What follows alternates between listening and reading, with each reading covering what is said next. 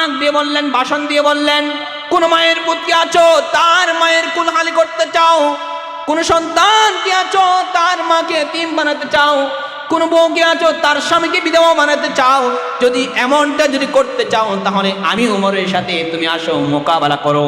আজ থেকে এই মক্কা নগরীতে প্রকাশ্য আযান হবে, আজ থেকে এই মক্কা নগরীতে প্রকাশ্যই নামাজ হবে। বলেন না সুবহানাল্লাহ।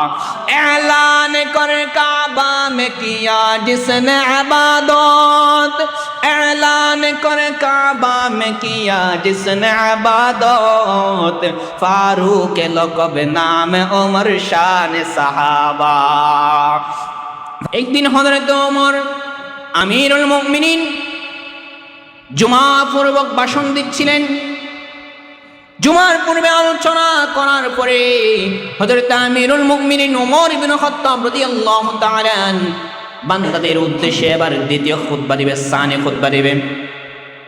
সানি খুতবা দেওয়ার জন্য হযরত আমিরুল মুমিনিন ওমর রাদিয়াল্লাহু তাআলা মিম্বরে দাঁড়াইলেন। দাঁড়ানোর পরে এক আওয়ামুন নাস ডাক দিলেন, ও ওমর দাঁড়াও, খুতবা পড়ো দাও।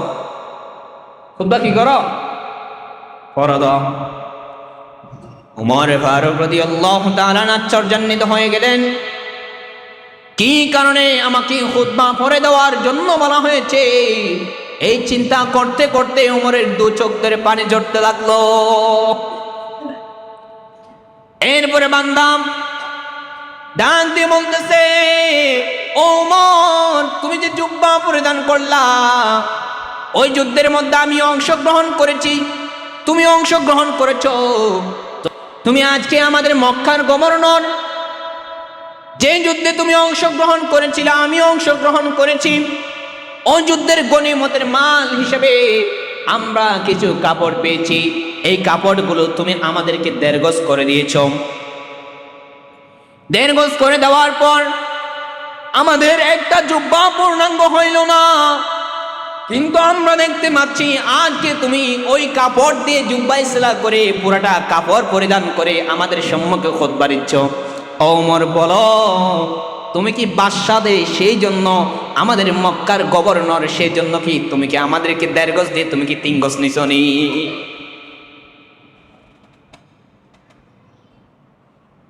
গনিমতের মা, বাদশাহ হোক, প্রজা হোক, প্রতা হোক, সবার জন্য একই হুকুম, সমান ভাগে ভাগ করতে হবে, এই নির্দেশ দিয়েছেন কে? আল্লাহ। গনিমতের মাল সমান ভাগে ভাগ করার পরেও প্রজাদের কাপড় পূর্ণাঙ্গ হয় না, কিন্তু মনের কাপড় পূর্ণাঙ্গ হয়ে গেছে, প্রজার সহ্য হয় না। প্রজা ডাক দিয়ে বললেন, ওমর, ও ওমর ইবনে খাত্তাব, তুমি কি আমাদেরকে 1.5 গজ দিয়ে তুমি কি 3 গজ নিয়ে কাপড় সিলাইছো নি? ওমর হতভম্ব হয়ে গেলেন। আমার আপনার মেম্বারে যদি এই প্রশ্ন করা হতো, কথা বলতে দেরি, তার মাথা থেকে গর্দান যাইতে দেরি হতো না, ঠিক কিনা? একজন বাদশাকে একজন প্রজা হয়ে এই প্রশ্ন কখনো করতে পারে না।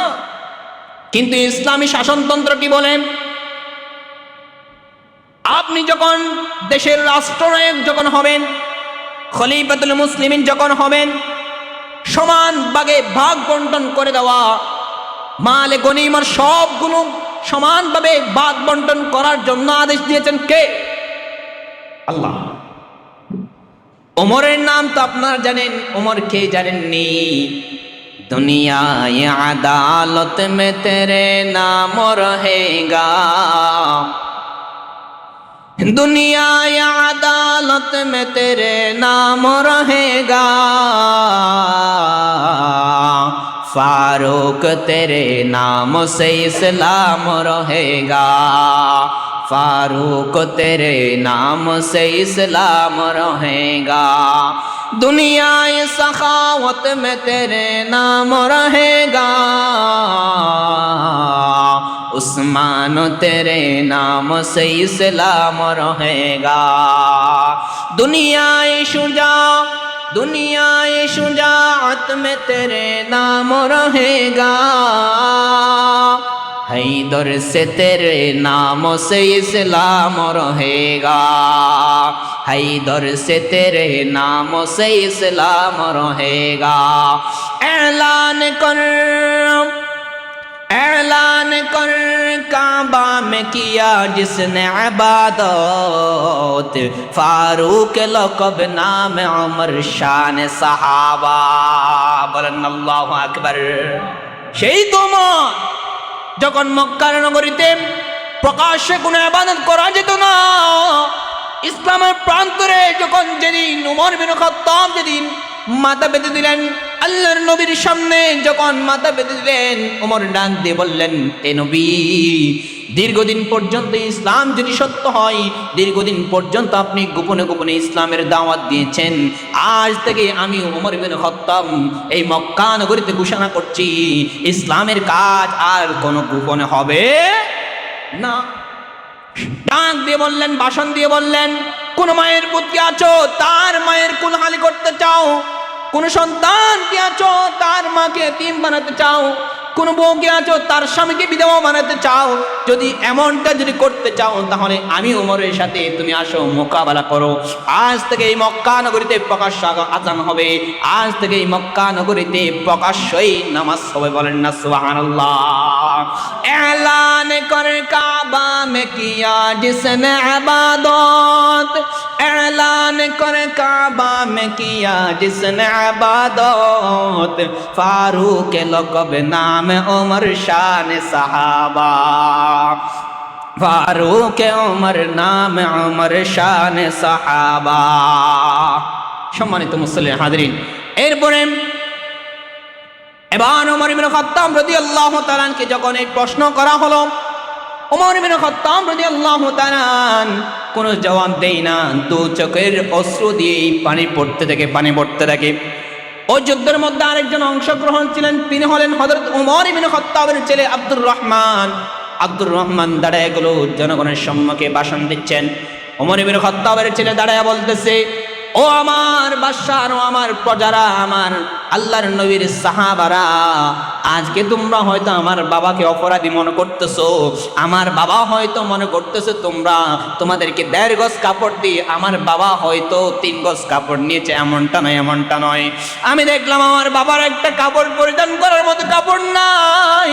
আমার বাবা মক্কা নগরীর বাদশাহ হওয়ার ক্ষেত্রেও, আমিরুল মুমিনিন হওয়ার পরেও আমার বাবা পরনের মতো একটা কাপড় নাই। মাল গনিমতের যে মাল পাই সেটা দ্বারা আমাদের সংসারও চলে না। আমিও ওই যুদ্ধের মধ্যে অংশগ্রহণ করেছি, তুমিও যেভাবে 1.5 গজ কাপড় পেয়েছিলা, আমার বাবাও যেভাবে 1.5 গজ কাপড় পেয়েছে, আমিও সন্তান আব্দুর রহমানও 1.5 গজ কাপড় পেয়েছিলাম। আমি আমার বাবাকে আমার কাপড়টা দিয়ে দিলাম। আমি বাবাকে বললাম, ও বাবা, তোমার তো পরনের মতো একটা কাপড় নাই, তুমি মক্কা নগরীতে জুমার খুতবা দাও, আমি তোমার আমার কাপড়টা দিলাম, আমার কাপড়টা সহ তুমি একটা জুব্বা বানিয়ে নাও এবং এই জুব্বা পরে মক্কা নগরীতে তুমি ভাষণ দাও। এই কথা যখন বললেন আব্দুর রহমান, সাহাবীদের সকলের চোখের মধ্যে পানি টলমল করতেছে। ও আমিরুল মুমিনিন, আমরা হয়তো আপনাকে ভুল বুঝেছি, আমাদেরকে ক্ষমা করে দেবেন, কিন্তু আজকে আমার আপনার দেশের মধ্যে এরকম আমিরুল মুমিনিন পাওয়া তো স্বপ্ন যুগের ব্যাপার, ঠিক কিনা? আমাদের যুগের মাল তো, আমাদের দেশের মাল তো রক্ষা করবে দূরের কথা, সংসদে যদি যায়, ক্ষমতায় যদি যায়, আমাদের দেশকে লুটপাট করে খাওয়ার তারা চিন্তা ভাবনা করে, ঠিক কিনা? দেশকে কিভাবে ধ্বংস করবে, কেমনে দেশকে লুটপাটে খাইতে পারবে, চাঁদাবাজি করবে, তাদের চিন্তাই সেটা। আল্লাহ তাআলা আমাদেরকে বুঝার তৌফিক দান করে, সকল বলে আমিন। আমাদের দেশের জন্য আমরা বহু দেখেছি তন্ত্রমন্ত্র, বহু দেখেছি তন্ত্রমন্ত্র দেশ দিয়ে চলেছে। আগামীতে আমরা চাই তন্ত্রমন্ত্রের দেশ না, ইসলামের বাংলাদেশ, ঠিক কিনা? আল্লাহ তাআলা এই জমিনে কোরআনী শাসন বাস্তবায়ন হওয়ার জন্য তৌফিক দান করে, সকলে বলে আমিন।